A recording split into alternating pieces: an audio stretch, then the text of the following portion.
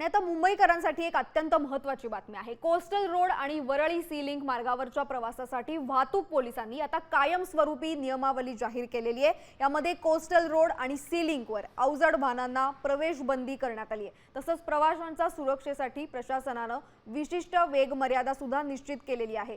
वाहतूक सुरळीत आणि सुरक्षित राहण्यासाठी नियमांचं पालन करण्याचं आवाहन पोलिसांनी केलं। तर नेमका कोणत्या वाहनांना बंदी असणार आहे आपण बघूया। तर ट्रक, ट्रेलर, टेम्पो, ट्रॅक्टर आणि मिक्सर यांना कोस्टल आणि सी लिंकवर सक्त मनाई असेल। दुचाकी, रिक्षा, हँडकार्ट्स, प्राण्यांच्या गाड्यांवर इथं कायमस्वरूपी प्रवेश बंदी आहे।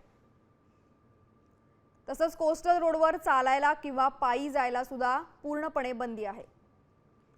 सरळ रस्त्यावर 80 किलोमीटर, बोगद्यात 60 तर वळणावर 40 किलोमीटर प्रति तास इतकी वेग मर्यादा असेल।